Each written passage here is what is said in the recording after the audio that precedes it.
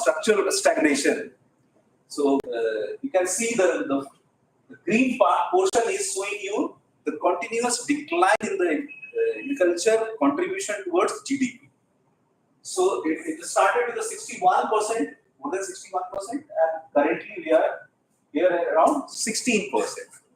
But you can see the agriculture employment, which is orange, in fact, it is 70%, and still we are hovering around 51, more than 50%. So this is a very alarming picture in that way, and eastern part of India is the major contributor. I'm just talking about my area, in fact, the study, the scope of the study. So you can see this is the eastern part of the India, which I have chosen for this analysis. We have the Bihar, Jharkhand, Chhattisgarh, Odisha, West Bengal, Assam, and eastern part of the UP, not the whole UP. So there are 27 districts out of the 75 districts of UP falling into the eastern part of the UP. So the total number of districts constitutes almost more than 200, 206 to be very precise in all 7 states. And then I'll explain you the sample size. This is some of the big numbers. So this blue portion is basically constitutes 34% of the whole India's population. The GDP contribution is only 18%. Agricultural value added is also 23%. Gross crop area is coming around 21%. So this is, I'm comparing this number with the whole India. So out of 100%, 34% constitute this particular portion, this 7s. And if you look at from the paddy yield since, in fact, 1968, this time, after Green Revolution, you can see the huge difference between Eastern India growth and the rest of the India. So we are in the paddy, which is primarily the staple food as well as the main product in the eastern part of the India, where eastern part is not as good as in comparison to the rest of the India. So this is where the difference is. So although we are growing, in fact, but you can see the rest of India is much faster in growth in comparison to Eastern India. Eastern India, I am also presenting some of the pictures. So how the poverty is, thanks to our agriculture's, in fact, system, particularly in the eastern part of India, I have taken this poverty graph, and this is, by the way, not the Tendulkar Committee report or other committee report. This is a report which is coming from the Niti Aayog, so multidimensional productivity poverty index. So there you can see the eastern part of the India, it's around 25% in NFHS 4 survey. The percentage of the people are poor in 34. No, that is India. 25% in India, and this is 35%. So we are much ahead when it comes to poverty, the number of poor, and you can see from this map also. So Bihar and Jharkhand, this portion particularly, if someone had, in fact, demarcated at the district level, that could have given you a much better picture. How poor zones are concentrated in this particular area of India. So this is another picture which I am trying to show you. One is, this is a poverty figure from last 5 years, because it used to happen after 5 years again, after 5 years. So 1993 to 2011-12, we were still hovering around 44% of the poor were residing in Eastern, this sample zone. If you look at from the agriculture created by bank, it's a very minute, like 13%. Food grain production, then you can see the share of agriculture GDP, share of GDP. These numbers we have already shown you, but this is a continuous data. So you can see over the period what is the trend which we can see in this gap. So there are a lot of structural changes characteristic of this Eastern India. One is often cited that we have a very huge number of small and fragmented land holdings. So that basically limits your scale. This is one of the deterring factors. So the efficient use of resources at least should have a minimal size of the land so that will help you to improve on the production. We have a irrigation infrastructure. Although it is a rain-fed, dominated by the rain-fed, yes? All these factors might be relevant to other parts of India also, not specific to Eastern India. Eastern part, it is much worse. So if you look at from the landholding size, if you look at particularly from the eastern part of the India, per hectare, almost 95% are having a less than 1 hectare. But in comparison to the rest of the India, it is better than that.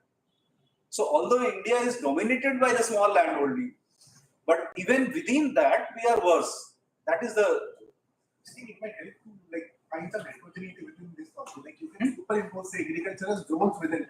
Yes. Because the topography of say Jharkhand or Odisha is very different from like the Choto Nagpur plateau is entirely different from the plains of say West Bengal.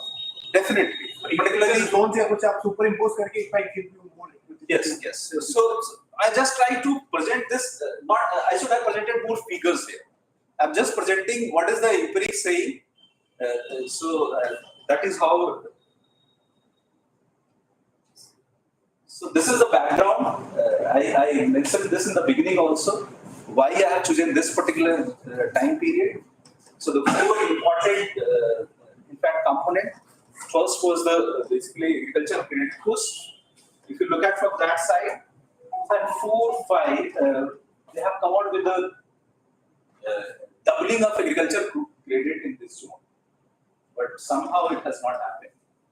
The minimum wage guarantee, as we all know, through the Manrega, suddenly the rural labor market has a price discovery. So that has boosted up the rural wage also, agriculture wage. But so this is also one of the factor which has happened.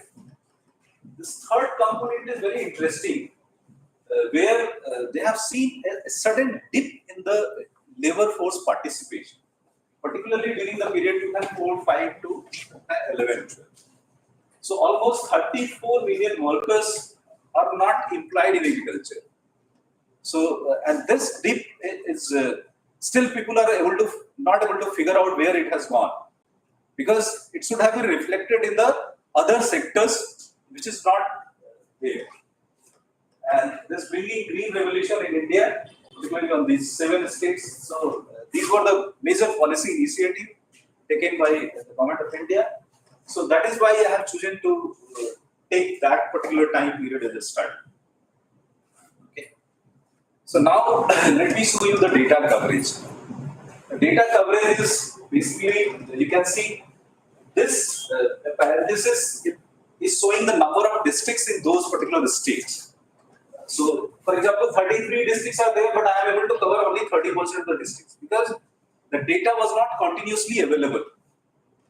Similarly, you can see Odisha has the best example, where I was able to find a continuous data for almost 20 years for 29 districts. So that is why it is showing 97%. And this 70% is West Bengal.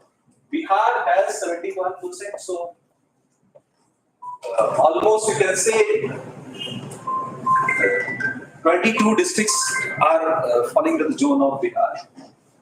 So this is what and this is the source of data. So this is plot level data, which is plot level summary under this cost of cultivation. The left side graph is depicting the input used, which has been taken from this particular, the data which has been used for the analysis. So I have created an index so that it will help you to understand from the where we are starting and how it has progressed. So you can see the labor has gone down significantly, continuously, but the machine labor has improved. but the fertilizer used has improved much, in fact, increased much faster in the whole this paddy production. So this is the trend in the data. And if you look at from the yield part, this is the kernel density measure distribution I have taken from this data. So you can see I have split this 21 years into 3 parts. One is 2000 to 2006, one is 2007 to 2013, and one is 2014 to 2021. So in these 3 different time zones, you can see how the agriculture yield has, distribution of agriculture yield has shifted towards right. Rightward shift, that means it is showing a significant improvement. So this is the raw data which I have used in analysis. So this data is coming from the 2006. This dotted line is the transition phase, the middle phase, and the blue line is the latest one. So you can see how the transition has taken place, and none of the distribution is showing you the normal distribution. That means if it is not normal, that means there are many peaks. So there is a lot of concentration of high performing districts, low performing districts, or middle performing districts. So there is a significant variability which is there in the agriculture yield. So you can see this particular distribution trend is showing you it's not normal. At the same time, it is improvement. And there is a very interesting observation which is coming from a 1992 Economic Journal paper, which is by Don Hua. So he has done a cross-country analysis where he was able to find that some of the countries, the lower, in fact, income countries are concentrated in a different zone, and the higher income countries are concentrated in a one particular place. So there is hardly a convergence, which Solo used to talk about. So over the period when the economy progresses, everyone will start converging. So there is a convergence happening, but the lower is converging towards lower side and higher is converging. This is what we have. You can see these 118 districts which we observe. I try to see the similar kind of figure for the agriculture labor productivity also. And you can also see the similar kind of state. Although it has a fairly, in fact, the peak is little bit sharper. But this also shows, this distribution trend also shows there are many districts which is way ahead in comparison to others. So not everyone is, if it is not normal, then what does it mean? That means there is significant variation in the distribution structure itself, right? And this is very contrary evidences from the, you can see that from the naked eye you can see, because there is one paper written in EPW in 2014, I guess, and they have come out with a conclusion that finding that there is no significant change in variation in labor productivity in agriculture. So this is very contrast, which is coming from the raw data itself. The method which I have used here was primarily 3 parts, because I tried to estimate total factor productivity. As I mentioned in the beginning also, it's easier to understand productivity improvement. With the lesser inputs, you are able to produce more output. But the method to estimate is very complex in nature. And so I will explain you what are the method I have used. So if you look at from those inputs and output combination, if these are the input-output combination, typical regression will give you what? Average response function. This is typical OLS, which passes through the average value. So, and this is, you can see the best frontier, which also we call a data envelopment analysis.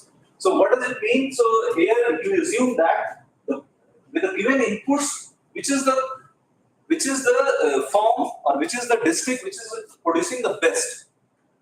So all those best are now basically created through linear priming problems. They are enveloped to identify as a frontier. And from there, what is the distance? How many? So, is for example, this form is the best one with the minimum input. They are able to produce maximum output. So, in this zone, if these are the forms you can compare, these are inefficient because they could have either produced this one or with a lesser input, this one, right? So this is what the typical data development analysis will try to give you.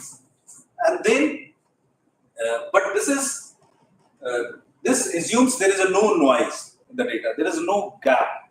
So random error. So here average response function will assume there is a random error, but so here the new methods which you can say it's not new method, but it's also really in the 80s it has been popularized, late 80s or early 90s.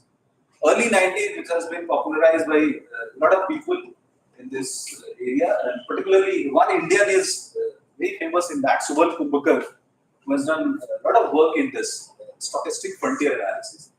Here, what they assume is the error term, which we assume in the typical OLS, is everything is coming with a random error, which is not observed. But here the error term is decomposed into two parts. One is due to random, one is due to inefficiency part. So this is so they are using the regression method, but it is also decomposing your error term into two parts. So this is another method, and this is another method which is deterministic frontier analysis. Here also they assume that it is the best frontier and they took that as a random. So I'm not going to the detail of that methodology. What I have done is I estimated TFP using this stochastic frontier as well as the data development analysis. And the third method I have used is Tonquist-Theil index. So, which is very standard practice across the, in fact, many of the sectors. And in India, particularly in the macro data, people generally use Tonquist-Theil index, which is the index method has its own limitations, but it quickly gives you in fact, what is the output growth, not because of in. So I have used all those three methods just to check whatever TFP I am estimating is robust or not. So that is why I have used this one, right? So now you can see the result. You can see all the three methods are showing a similar trend. That means fairly I can say the method I have used is, the estimation which I got is fairly robust to explain. So it is not, this is Tonquist-Theil index, and this is stochastic frontier, this is data development analysis. Data development analysis generally comes with a lot of noises. And so sometimes you need to restrict that, and that is how you can see generally it is coming below the stochastic frontier. There is no trend in that way, but in some of the method you will also see the DEA's estimation is higher than SFA, but here I found little bit lower, not much difference. It is not, all three methods are not showing significant variation. I have chosen SFA as a principal method of analysis because it is giving us lot of decomposition. So, and you can see if I split the whole estimation into two parts, one decade and second decade, you can see the TFP has improved in the second time period. And you can see it is fairly representing a normal, closer to normal distribution, right? So, although some of the zones are, in fact, leftward side are, in fact, low productive, but majorly are concentrated towards the mean of the TFP. So, because of this, we are also able to see some of the, in fact, this is also elongated tail. So, in that way, you can see some of the districts are quite high performing. And by the way, the analysis also, one of the objectives of the analysis was to identify the district which is performing well. At the same time, they are also in the frontier or more fragile, those zones. I'll show you that. Is there any mandatory requirement that TFP growth has to be normal distributed?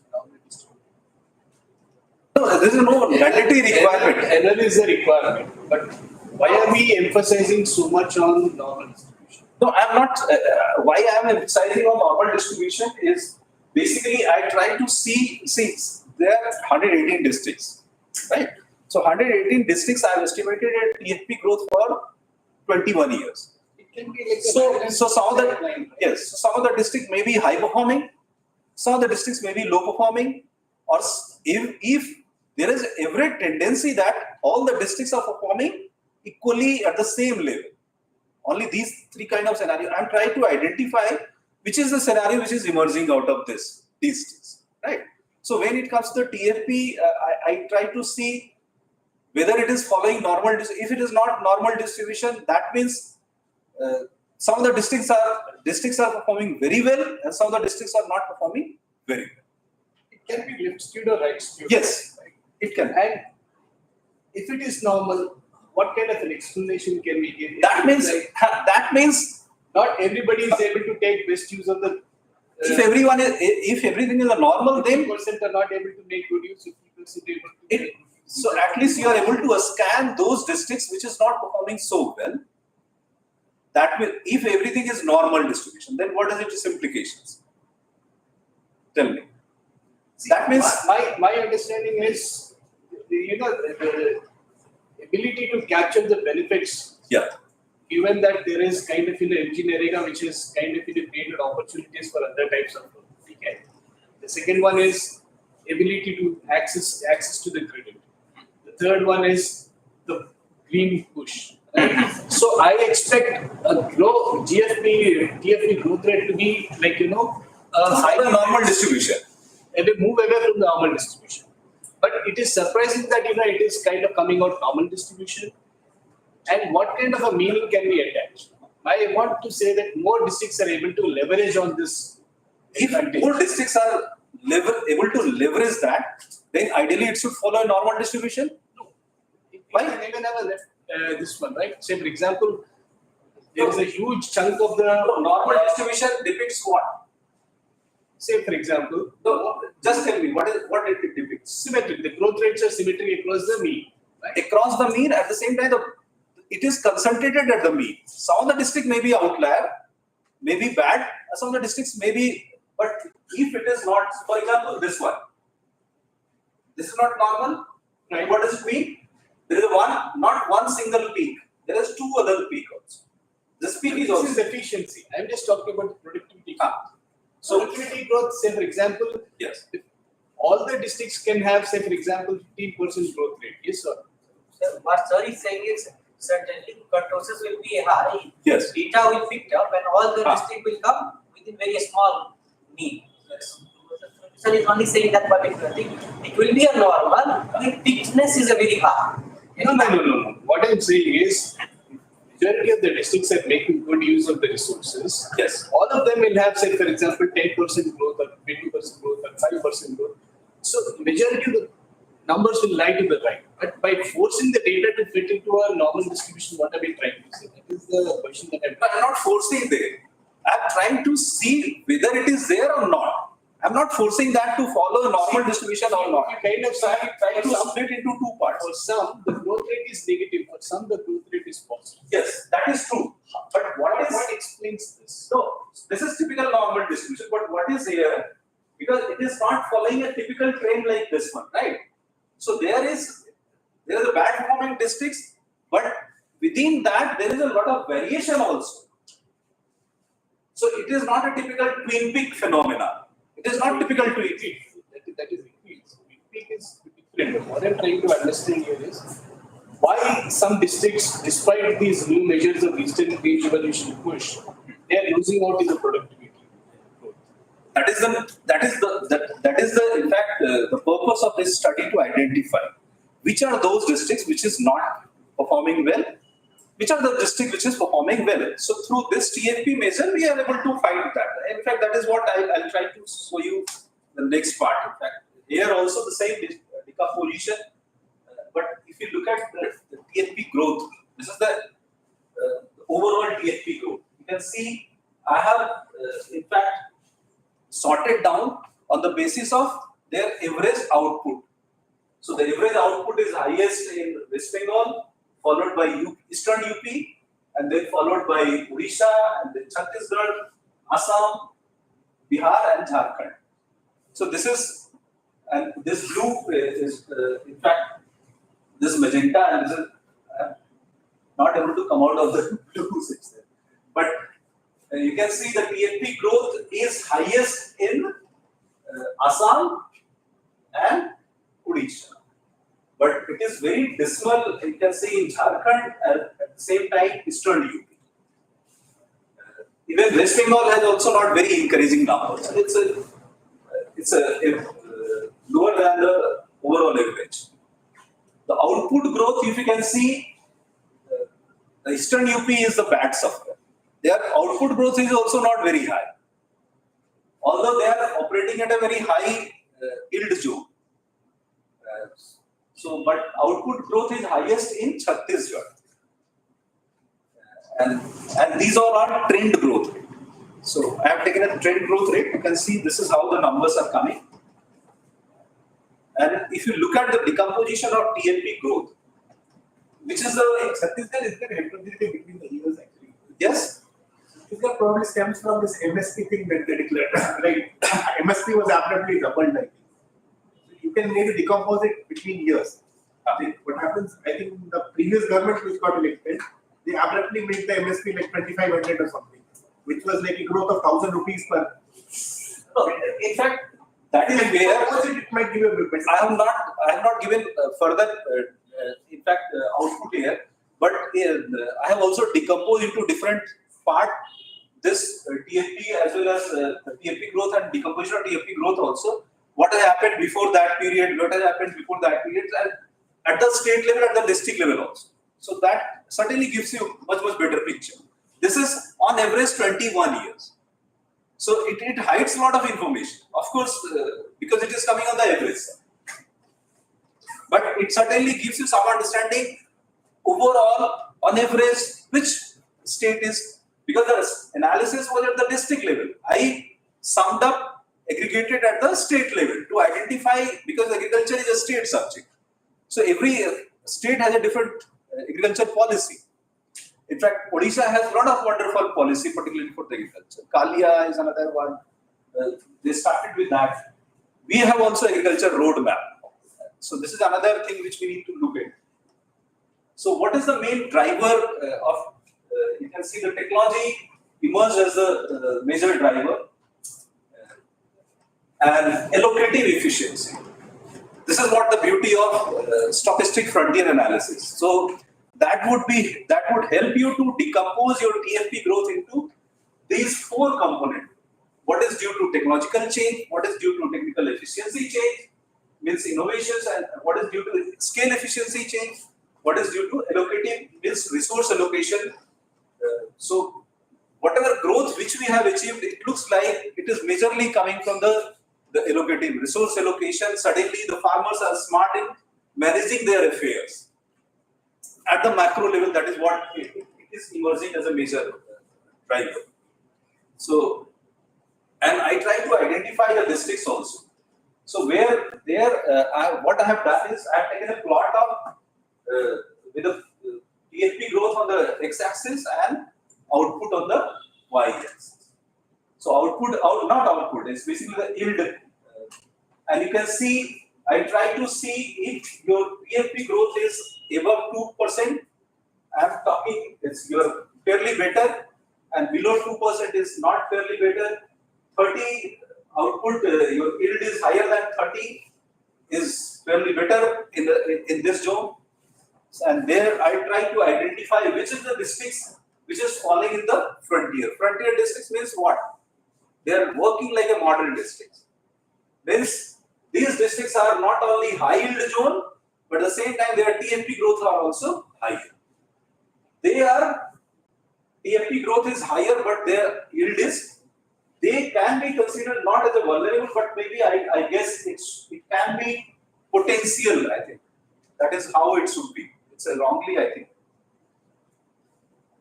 there you can say that TFP growth is lower. They should consider the vulnerable. I've wrongly misplaced this, right? So, because their yield is high, but TFP growth is low. And they are almost like a fragile, means their yield growth rate, yield growth is lower, but at the same time their TFP is also low. And if I superimpose with the number of districts which I found that, so you can see Assam has 4 districts which is falling into this. Bihar has only 1 district. Chhattisgarh has 2 districts. And this district, I think this district, yes, this district is Jajpur district from Chhattisgarh, I think. And I have seen a separate news item related to the Jajpur district, and they have a lot of rice mills operating functional in those 2 districts. So, I just try to check whether the analysis which is emerging from my, data is corroborating with the actual findings or not. So, Jharkhand has none, as usual, because none of the districts are above 30 in June. And you can see this is how we have, in fact, tried to see those districts I have tried to identify. In fact, particularly the fragile zone, Bihar has the maximum one. So,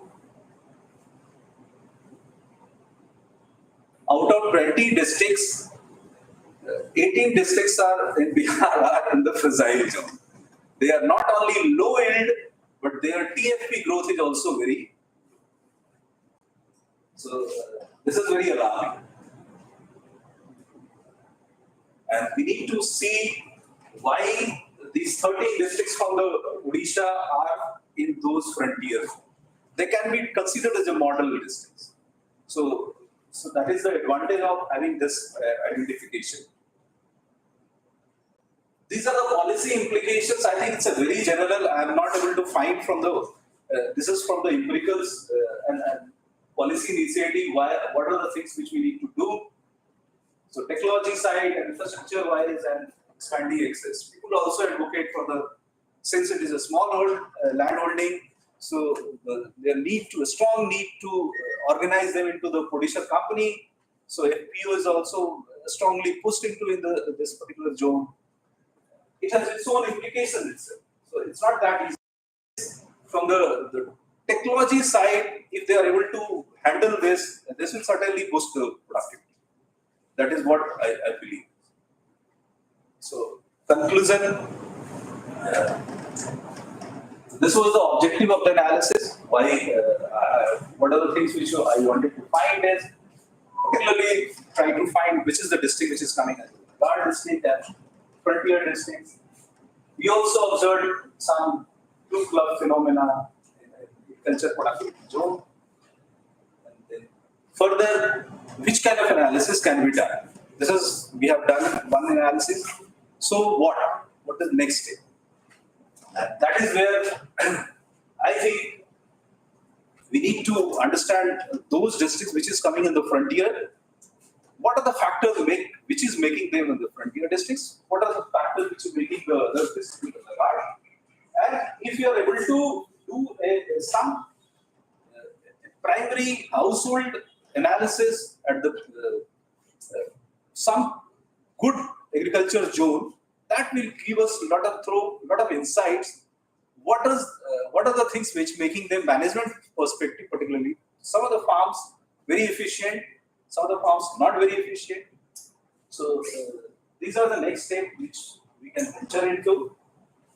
This is a huge potential, particularly to understand small farmer, because this is a lot of aggregation which has happened in this analysis. So, the aggregation at the district level, and district level doesn't contain all the data. Some of the plots which is sampled for that particular year, and the other problem with this particular data use is since this CSCP data uses plot level information, at the tahsil or block level. So not all the blocks area are covered also. There also they have identified some of the plots.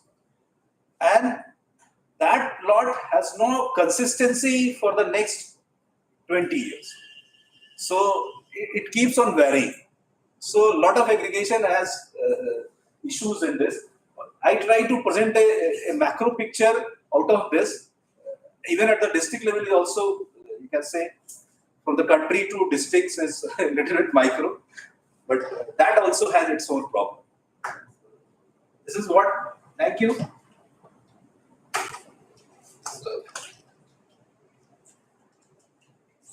Any further comments, thoughts?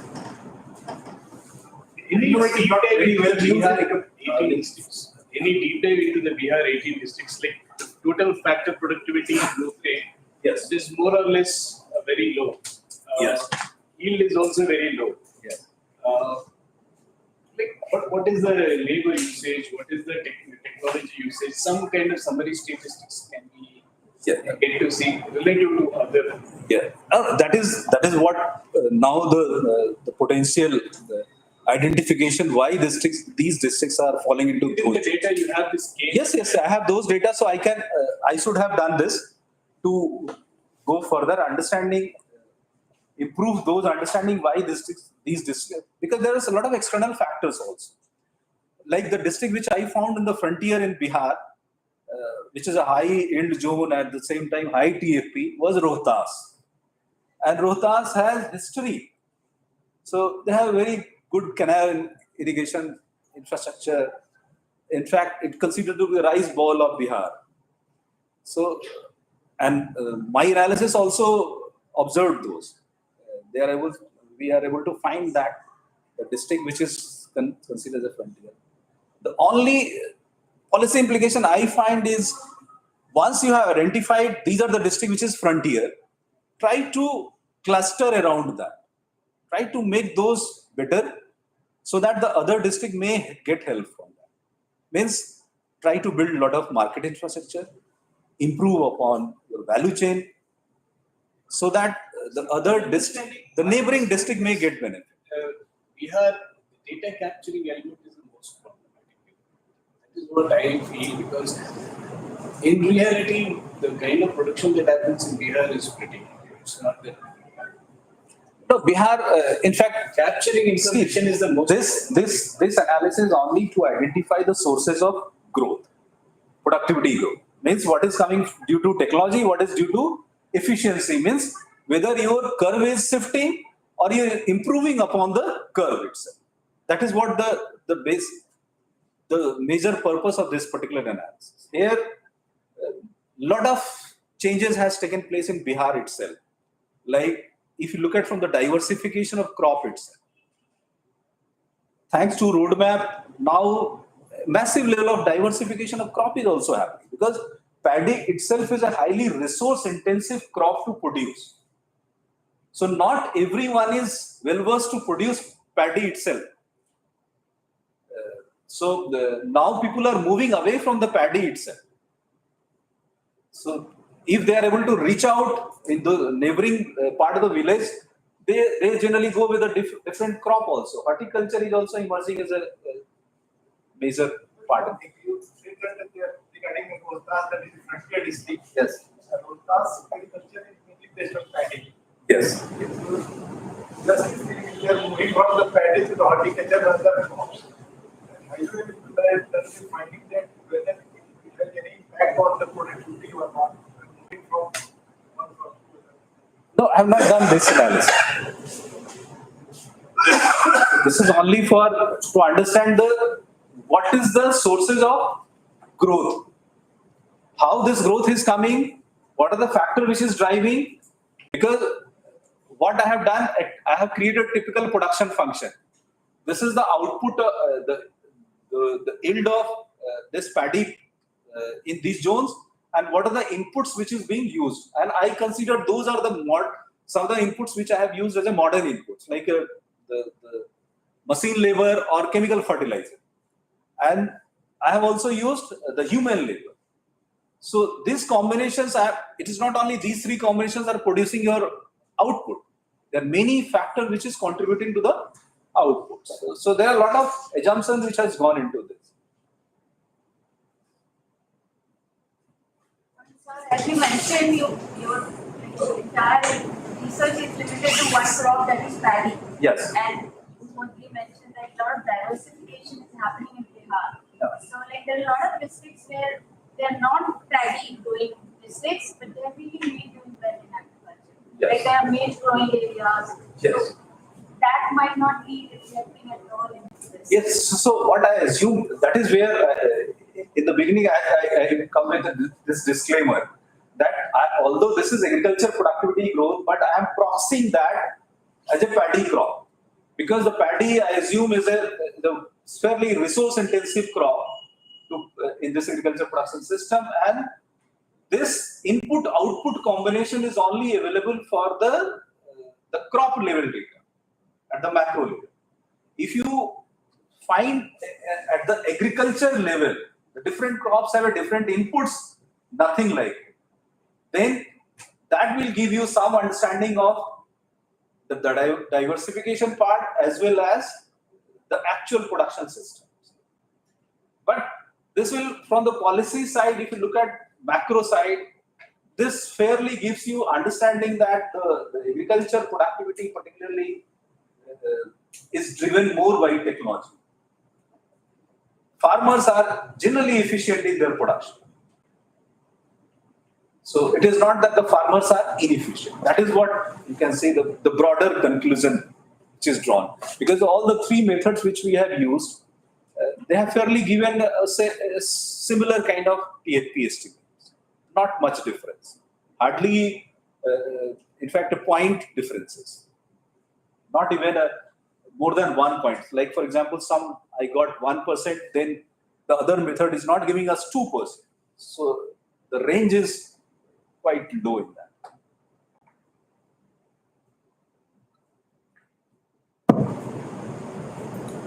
Okay.